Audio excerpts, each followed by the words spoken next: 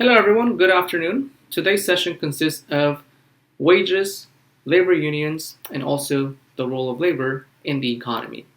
I'm Professor Bias. We'll get started with today's session. Labor unions have been created in order to create an environment for safety, income, and security, and stability of employment in the labor market. And their establishment dates back to the mid 1940s, 1950s, early 60s, and so on. And what labor unions usually do is they seek to create at least certain major objectives for the industry and for the workers. And the industry in this case may be heavily unionized or not be under a union, but the labor unions, for the most part, they seek an objective to employ all of their members that are part of the union, not necessarily all workers, but only the workers that are part of the union that become part of a unionized labor, organized labor, and get employment in the labor market. They also attempt to maximize the total wage bill for all of their workers given the hours that they work, and to maximize the income in some cases for limited number of union members. That is, that only those that belong to the union could be the ones that have the higher income and the higher pay for the wages for the service they provide. Everybody else that is not part of the union may not reap these benefits. So unions, although they have good conditions for their workers, are sometimes criticized for the lack of efficiency, and in some cases, various industries are under heavy unions and a heavy burden and heavy scrutiny. So let's take a look at the union conditions and how the unions work, the union model, as well as the bargaining for wages, and when it comes to what do they do. Let's analyze what does it mean to have total maximized wage bill. The maximizing of the total wage bill, in this case, as one of the main objectives, is the total wage bill. It's the one that will be paid to the members of the union that is equivalent to the wage rate that they are paid times the number of hours worked. And in some cases, if they work additional hours, they need to pay 1.5 to 2 times more over the wage rate, and they are guaranteed specific hours of work with specific benefits, with a specific time off, and with a specific non-exclusionary work conditions, meaning paid vacations, sick time leave, etc. Maximize all of the total wage bill and all of the benefits that this particular worker may be entitled and qualify for under the union. It could be good, but sometimes it could be a burden depending on the industry to the company or the firm or to the market.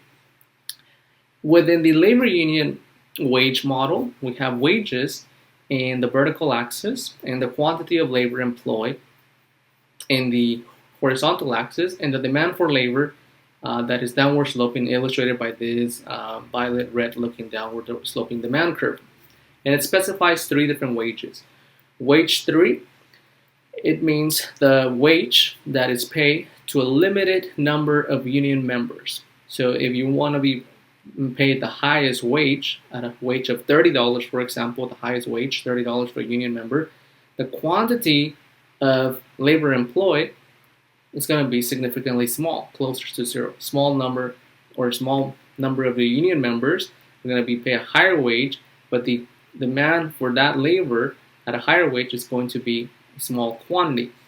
If you want to maximize the total wage bill by employing as many members as possible with the higher number of hours and higher pay, you can have wage 2, for example, $20 an hour, and the quantity of labor employed increases slightly when you maximize the total wage bill for the employees that are working certain number of hours under the union, meaning guaranteed hour pay.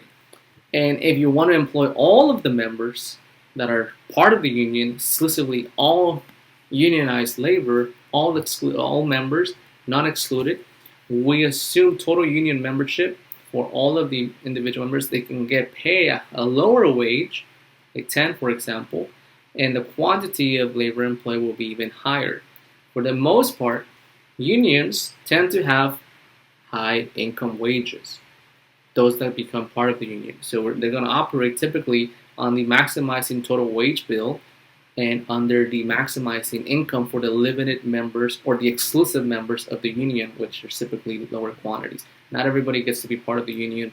Not everybody gets to be part of a certain industry that is unionized, because sometimes if you're not part of the union, you cannot get that job, and the union members may prohibit someone else to enter that industry because they're taking off their employment, etc. So let's analyze this further.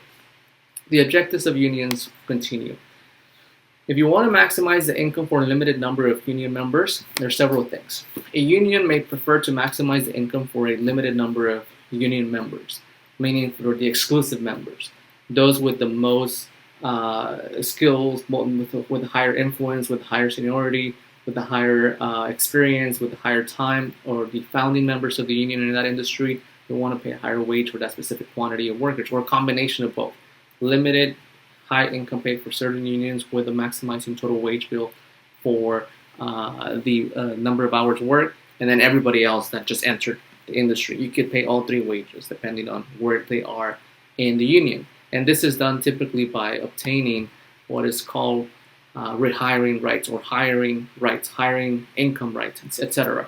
As time goes by, your wages go from the general category to the maximizing total wage bill, and all the way up to the limited number of union members, exclusive membership in this case, with the higher influence and the higher ability and the higher seniority power. Now, the wage employment trade-off means that it's possible for unions to receive higher wage rates. Most people are aware that unions have a higher wage rate than traditional employment. They have higher benefits, guarantee hours, overtime pay, double time, etc. And on average, wages are a little bit higher, about 15 to 25% higher. The consequences are that since they limit their membership and who gets to be part of the union, there could be some unemployment as an unintended consequences in that industry, because the people are limited to enter in the industry if they don't become part of the union, or if they don't receive the training from the union, etc. So it could be a technical trade-off here in the market. So unions were created originally during the middle-class America time frame in the 50s and 60s. They took a strong hold in the unionized, organized labor.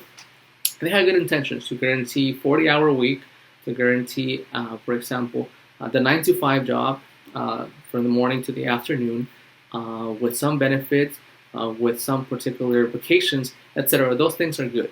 But there's a trade-off when essentially the union wants more. That could be a consequential effect.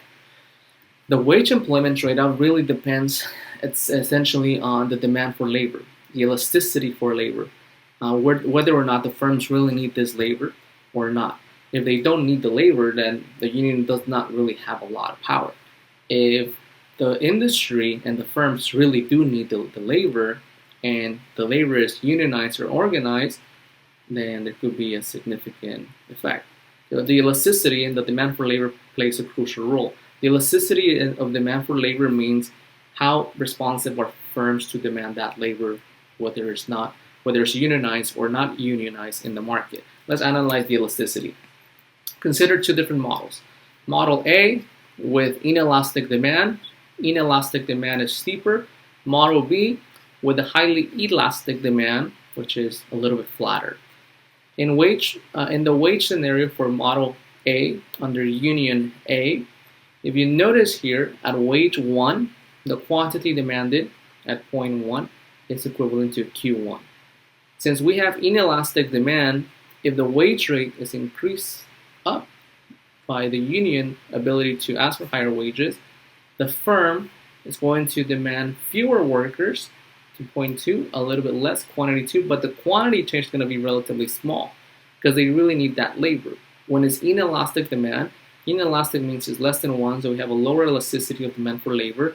The smaller the elasticity, the smaller the cutback for labor, and the higher the wage rate. If you look at the condition of the elastic demand, which is a little bit flatter, a little bit more horizontal, when it's elastic demand, we have condition when it's greater than 1. If the union asks for a higher wage, or if we have a higher wage, similar here, higher the wage from wage 1, we have quantity 1. Notice how at quantity 1, it actually drops significantly, a lot more when you increase the wage from wage 1 to wage 2, the quantity drops significantly more. The space between the quantity of labor hired increases due to the elastic demand. This means that elastic demand is that whoever is demanding this labor is highly responsive. If you increase the wage, they're going to hire a lot less. There's other people that we can hire to replace that labor due to the higher wage. With the inelastic demand, it's not so much. You have very limited options. You can increase the wage, demand a little bit less, but you have few options, few substitutes. So unions are very organized, very effective to some extent. The labor unions try to meet their objectives by either influencing certain factors or significant factors in the market. They attempt to even influence the elasticity demand for labor, meaning making their labor exclusive so that the elasticity is as small as possible and there's not a significant response by the firms. The actual demand for labor that is higher in the industry, the supply of labor by making their membership exclusive or non-exclusive, etc. And this particular three categories are crucial when it comes to who gets to work under unionized labor.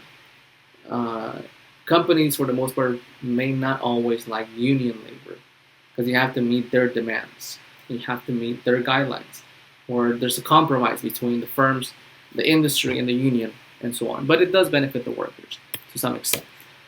So how does it affect the elasticity demand for union labor? So how the union actually affects the elasticity demand for union labor? A union labor essentially looks for ways to lower the elasticity, to make sure the elasticity is as small as possible. Because if you recall it, if you have low elasticity, the demand is very steep. If you increase the wage increases a lot, but the quantity demanded doesn't change much. So in this case, they attempt to influence the elasticity of demand for its labor, and it does it mainly by attempting to reduce any potential substitute, any potential external labor, any potential replacement of the labor that they offer, or by simply making the industry very specific. The availability of close substitutes is crucial because it protects, if you have a lot of substitutes, the labor is easily replaceable. Other substitutes means other people that can do the job that you're doing. And if you limit the availability of substitutes of the products of production, unions might attempt to impose restrictions. Who can work in that industry, who cannot work in that industry, and also impose restrictions on goods coming from the rest of the world, like on imports. Because if you produce products domestically, and if you allow imports from other parts of the world, you now have foreign competition. So that's a substitute for the product. And you may not limit the labor locally, you may control it with the union power, but you now have companies that can import products from abroad, and they may attempt to impose import restrictions like licenses, permits, taxes, fees, requirements, etc., or lobby heavily for that. Another factor is the influence on the substitutability factors, the availability of substitute factors of production, resources of production. Union labor has two general substitutes: non-union members, which are not part of the union, non-union labor that don't have the strong demands like the union, and certain types of technology, machinery, and plant and equipment. A lot of the times unions are good when they have good productivity factors, when their members are on point. Sometimes unions are not as good because when you join a union, you have guaranteed income, guaranteed pay, guaranteed vacation, guaranteed benefits, and you cannot get easily fired if you're part of the union. Non-union members may not have these benefits fully. So it really depends as to how the union really contributes to the production of the good. Unions are likely to oppose the relaxation on immigration laws, as well as inclusion laws, and also as well as machinery and technology and plant and equipment that can be used as a substitute for labor. Because nowadays technology is actually replacing people at a faster rate that people used to replace and compete with other people. This has been done in you can actually see this in the actual retail centers, where you go to the stores and you now have automatic checkout machines, and the regular traditional cashiers, physical cashiers. And some companies, you can think of one that comes to mind, like Slater Brothers, has unionized labor that they assure that they're not going to be replaced fully by the automatic machines, just like banks have automatic tellers, automatic ATMs, and the regular traditional banker. So opposing the immigration laws is also a very important one, because you have people coming from the rest of the world that are now competing with the labor, traditional labor, and they become non-union members at the beginning. Later on, they could become part of the union, possibly, and they compete. Everybody competes with each other in the labor market. Every individual person that is looking for employment, seeking for work, is competing with the other members of the economy, whether they are unionized, non-unionized, and so on. And if you're part of the union, you want to protect your employment against anybody else, like immigration or people from a different part of the world. When we're looking at influencing or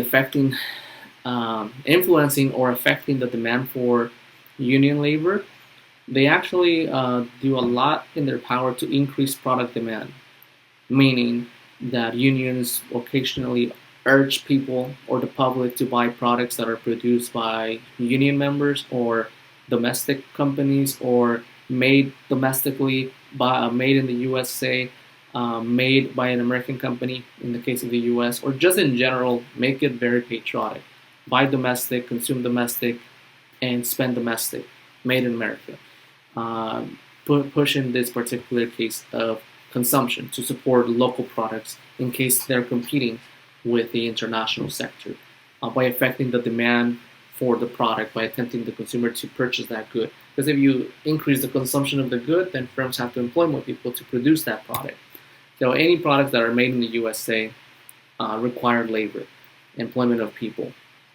And if you employ more people, then that means that they can increase the number of their union members and have job security and job safety in the market. So what are some of the practices of labor unions? Labor unions continue to affect the demand for labor and for union labor by increasing potentially the marginal physical product of the product that they're producing in this case. So if unions can increase the productivity of their members by making their members more productive, and the industry or the firms or the companies are going to demand more unionized, skill-based labor because they are organized, they have a trajectory to some extent of consistency and reliability, and they may have the license and are backed by the union and protected by the union. So in this case, you can make your workers more productive, increasing the marginal physical productivity of the members of your union, making sure that they meet certain requirements to work under the union and to be part of the union so they can offer skill-based labor. Think about, in this case, licenses that they require, special training, special skill sets, and so on within their labor pool. And members undertake training programs all of the time to stay updated. At least those are highly productive unions. Then you have some that are, have low productivity. Some members have really low productivity, but others have really good productivity. So unions, for the most part, tend to have a good and a bad view depending on who you ask. Now, affecting the supply of union labor, this means how the supply of the actual labor that is part of the union. We have the conditions of a closed shop union labor, and this is the case where an organization in which an employee must be part of the union before him or her or the actual person, depending on who it is, doesn't matter nowadays, can be hired. A closed shop is that any organization in the industry commits to only hiring someone that is part of a union labor or part of a union. Or the union, if it already has heavy influence in the industry, or in this case in the market, it has to agree with the organization, the firm, or the industry that industry is only going to hire union-based labor, no one else. Or they agree to only 75% union labor, you have to meet that category, and you can hire 25% non-union labor anywhere else. But the majority has to be union laborers. I know of programs and actual big constructions that are taking place in Southern California that demand actual union labor only, and that's important. A union shop, in this case, it's an organization in which a worker may not be required to be part of the union. It doesn't have to be part of the union to be hired under the industry or the company or the organization. It's not required for them to be a member of the union to be hired, but in the transition of employment and while this person works in the particular industry, they must become a member of the union after being employed. So it's like, okay, we'll let you be employed, but you have to sign into the union. You don't have to be active in the union, but you have to be part of the union. So it really depends. A union shop is when the union is more inclusive to the public, to be part of the organization, part of the industry, but then you get to be part of the union. I think this one is more flexible. The union shop. The closed shop is like, we're not taking anybody else that's not part of our union. We're not even going to deal with you. We don't want to talk to you. The closed shop is like, don't mess with our jobs. You're not going to be part of our industry. It's very exclusive. Closed. This is often referred to as exclusive union shop. Exclusive closed union shop. This one of the union shop is the inclusive shop. Inclusive industries. In the university setting, we have certain unions that are important, such as the CFA, the California Faculty Association Union. Really does promote a lot of benefits to its faculty. It's optional. We have the Teachers Union associations for unified school districts, just like there's police unions that police officers are part of, industry unions, the steel unions, and so on. And unions have what is called a collective bargaining capability. And collective bargaining is powerful because since most of the members are part of the union to begin with, they have the ability to influence wages. And that is the process whereby wage rates and other issues of importance that are considered priority by the union are determined by a union bargaining power. And most of the time, the management or the organizers are acting on behalf of the union members, and the organization or the company or the firm have limited say, and they go into negotiations with the union if there's strong bargaining power. The stronger the union, the greater the collective bargaining power. The greater the collective bargaining power, the greater the potential benefits the union members get. The weaker the industry, the weaker the union, or just in general, if there's a low union activity, then the collective bargaining is low, and the wages are often set as to the strength of the union. Very important conditions of bargaining power.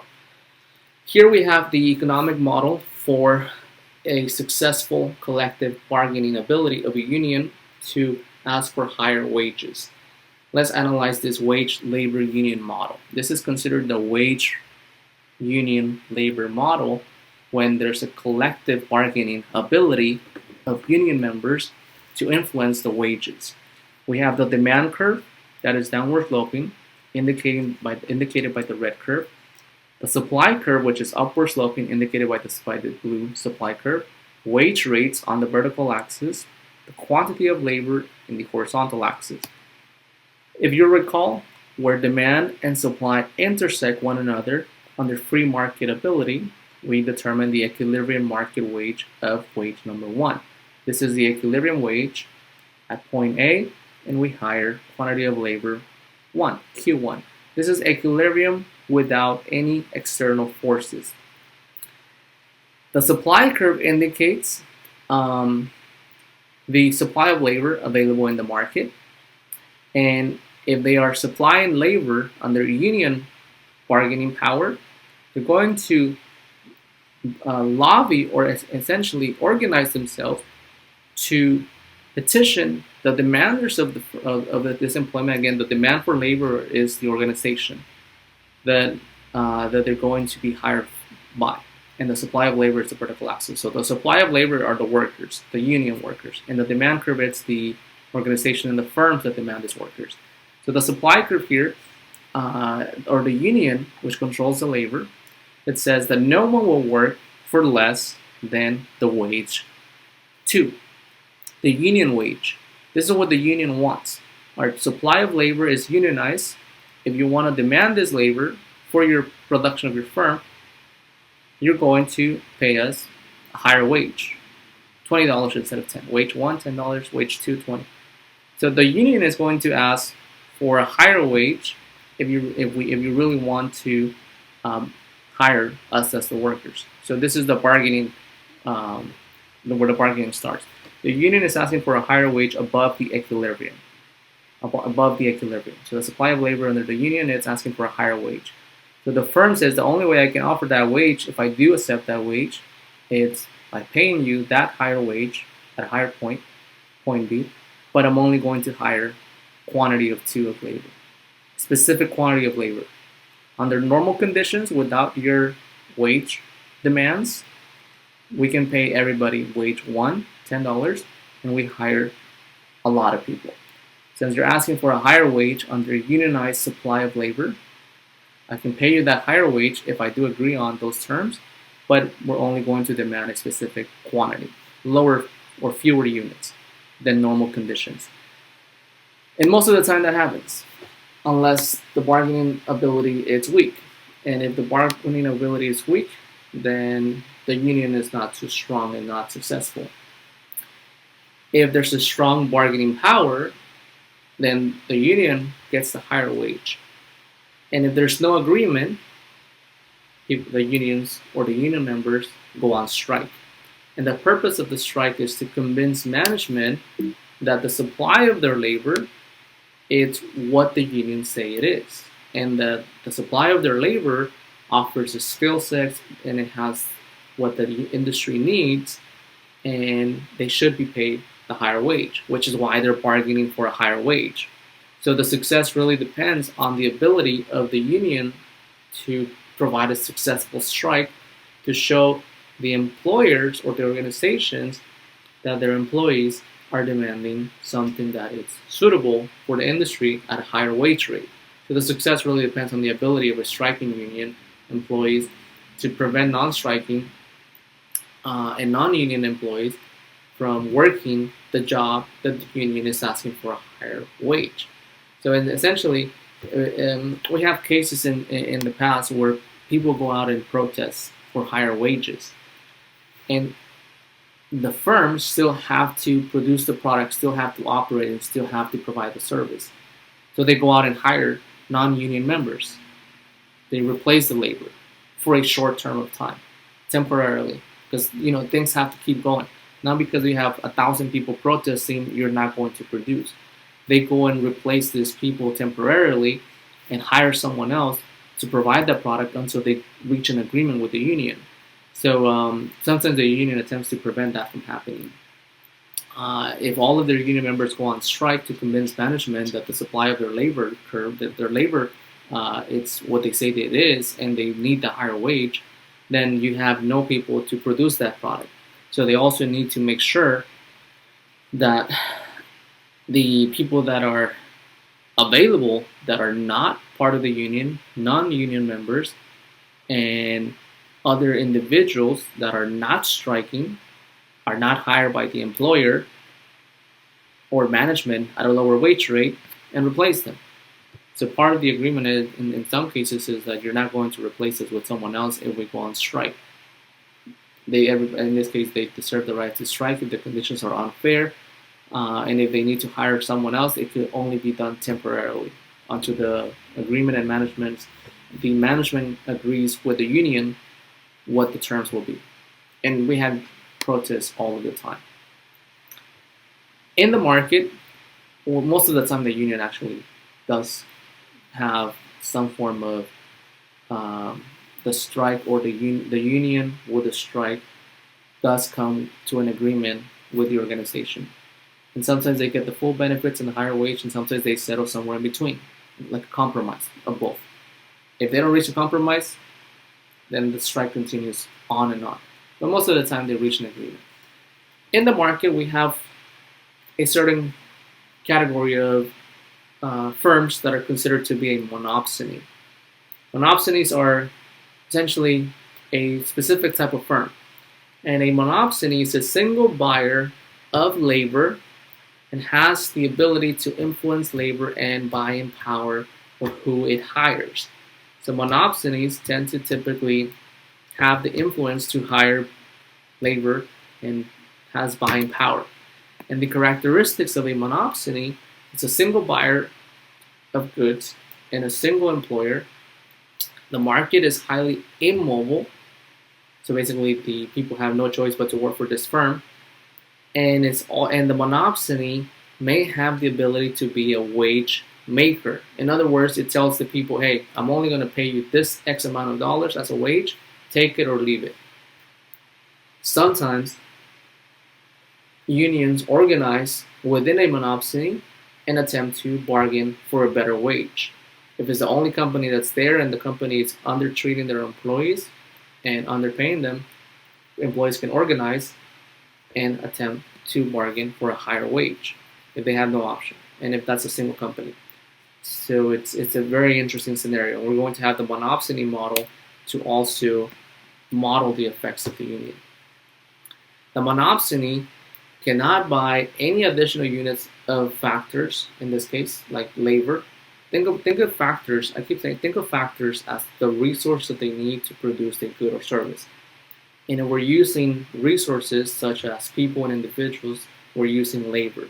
So a monopsony cannot hire any additional units of labor without increasing the price or the wage it pays for that labor, because the supply of labor in this case, it's upward sloping, and if you have an upward sloping supply curve, more people are going to want to work at a higher wage, and they're also faced with the market supply of labor.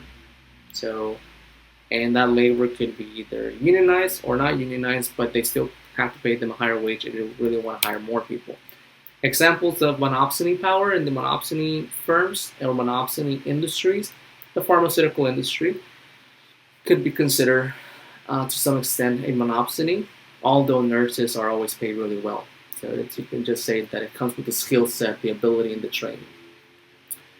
Professional sports teams, such as the NFL, the NBA, MLS, and so I will use the Major League Soccer here to be more of a wage maker, because all of the other professional sports teams actually pay their athletes pretty well, unless we're talking about the people that work for the companies or for the teams, like the employees, the regular employees, like the janitor, the staff, and so on, like the people that clean the actual fields. We need to differentiate those people with the athletes. But since we're looking at the athletes, I would say MLS is still under this category, because MLS is known for having a cap on the salary that they pay their athletes, and they also have an extra cap as to what's the maximum they can pay the superstar athletes. So the Major League Soccer will fall under this particular category, it's a monopsony power. And you have teachers with the labor unions. So most of the time we'll go back and forth between the labor unions for teachers and the professional athletes monopsony model. But most of the time we see teachers that go on strike. You know, athletes get paid for doing something that is beneficial to them. They like it, they enjoy it, they're good at it, they play well, they perform, they get paid, they get every treatment, they get the celebrity status and so on, so they rarely complain. They rarely strike, although they can. Teachers, on the other hand, we have seen strikes from LAUSD or other teachers associations that often go on strike because you technically only have, for example, certain places where you can work as a teacher. And teachers have the common perception that are underpaid. That's because if they go work in the industry as educators, they may have a wage that they have set by the monopsony, so wage maker, and so on, depending on the actual industry. Now teachers can work charter, private, public, and specify school districts and so on, depending on what teachers. But for the most part, that's the common perception, that they often go on strike due to some less than ideal categories. Let's analyze this analysis. A monopsony, which is a single firm, will employ a quantity of labor, if it's teacher labor, for example, where the marginal revenue product of that labor is greater or equal to the marginal resource cost of the labor. So in other words, the marginal revenue product in this case is if your marginal revenue product, if your ability to contribute to the firm is greater or equal to the cost of you to be employed, then you're hired. If your marginal resource product, your ability to contribute is less than your costs, you're not going to be hired. So you got to be productive, contribute, and have a greater productivity or equivalent to the marginal resource cost. In the first model as indicated here, I have it as model B. Model B indicates the wage rate on the vertical axis and the quantity of labor in the horizontal axis. And we have the MRP curve, the marginal revenue curve, marginal revenue product curve. The marginal revenue product curve, which is downward sloping, is equivalent to the demand for labor for a particular competitive industry, although not for a monopsony. And the marginal factor cost, which is the marginal resource cost here, the marginal resource cost, and the supply of labor here. Under normal conditions, where the supply of labor intersects the marginal revenue product of labor people are employed. Under this category, or this particular rule of employment by the monopsony, where MRP, where marginal revenue product of labor, which is the downward sloping curve, is equivalent to the marginal resource cost, which is this light blue curve, the firm will hire a quantity of labor, which is Q1. And it will hire this quantity of labor, and for this supply of labor, it's going to actually pay a wage rate that is below the indicated marginal MRP. This is important because this helps explain why some teachers may be underpaid. According to this model, where marginal revenue product MRP intersects the marginal factor cost or the marginal resource cost curve, at this particular point, the firm is going to employ a quantity of labor from the market supply curve, those that are supplying labor. They're going to hire labor, and they're going to pay them a wage that is set by the monopsony, which is a lot lower than what they could pay in the market. So this is where you see the lower wages are paid for those that are supplying labor, and they're higher, and their normal conditions, where the supply of labor is equivalent to this red curve here, they would be higher here at a higher wage, but they're not because the monopsony controls the market. The monopsony controls the market, controls the industry. You can only work for them. They will hire where MRP is equal to MRFC, and they will hire a specific quantity of labor and pay them a low wage. Although they could pay a higher wage, equivalent to their MFC where MRP is. They could pay that wage, but they're not. So this is when the union comes in and argues for a higher wage. This wage is too low. We don't want this wage. We know you could pay us a little bit more, so we're going to start organizing and bargain for a higher wage, which is this solid line here. The solid line that you're seeing that is not here, because they know that this gap here is potentially a potential higher wage. So what we see here in the second model, wage rate on the vertical axis, quantity of labor on the horizontal axis, is that the supply of labor that is underpaid by the monopsony, a low wage, according to their view. If they organize, they're going to demand a higher wage of 2 here, and they are going to demand for more people to be hired and have better wages, better benefits, higher wage pay in this case, and they're going to set their own marginal fixed costs here, that's how much they should get paid. That can increase the employment from Q1 to Q2, and although the supply of labor indicates they should hire more people, the firm is only going to hire where MRP intersects that wage. With MRP, with this is crucial, the intersections, where those intersections occur. Where this MRP intersects that demanded wage by the supply of labor organizers, which are now the union here. If they want a higher wage, the firm may offer them that higher wage here, but only hire a little bit more people. They're not going to hire all the way here. That's not going to happen. We're only going to hire a little bit more and potentially offer the higher wage. And sometimes they could argue that they can pay them more, but have temporary hire freezes, where they don't hire anybody else, but they pay the people that are there the higher wage. It's possible. It really depends. So this model, the wage model number 2 indicates, again, recognizing that the wage is low, the individuals organize and form some form of demands to increase their wage to get paid a little bit more according to their MRP, or MRP here, marginal revenue product. Again, this is the productivity of the labor contribution. The higher wage for the productivity, according to supply of labor, hire a little bit more. Sometimes that bargaining works, and sometimes it doesn't. In some cases, the success of increasing this wage all the way up here, it really depends on the success of the bargaining ability of the union to ask for a higher wage. And if the wage is agreed upon by two parties, those that are supplying labor and demanding a higher wage, they may get that higher wage and get a little bit more people to get higher. Or the firm, which is the monopsony, can say, nope, we're not gonna take your case. We're gonna keep you at that wage, and the model doesn't change. The model stays the same. Low wages, small quantity of people hired, and that's it. But if the people that are asking for a higher wage, based on their marginal revenue product, do get that wage, they get the higher wage with slightly higher people quantity increases the people employed. But sometimes the firm says, okay, we can give you that higher wage if you really want that wage with extra benefits, but we're going to keep the number of people employed the same, fixed. Or we may even offer you a little bit more and just have the same number of people employed, fixed, the same. Temporary, freezing employment.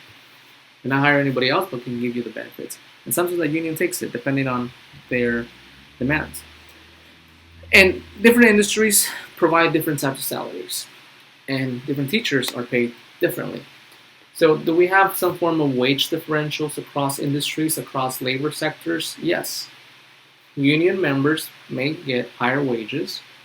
They may be more productive or may not. It depends on the industry, depends on the union. College degrees have different earning abilities. A professional degree, PhD, and advanced degree may have a higher earning ability than a bachelor's degree. So the professional degrees like licenses, masters, PhDs, advanced trainings, leadership trainings, and so on may have a slightly higher annual earning ability than those with the regular traditional bachelors. And the bachelors have a greater ability of those with associate's degree, and anybody above associates, above bachelors, and above masters may have a higher earning ability than those with a high school diploma. Although this is the traditional role of education with wage differentials. Wage differential states that different groups, different individuals, different parties, different demographics may have different incomes or different wages throughout their professional employment.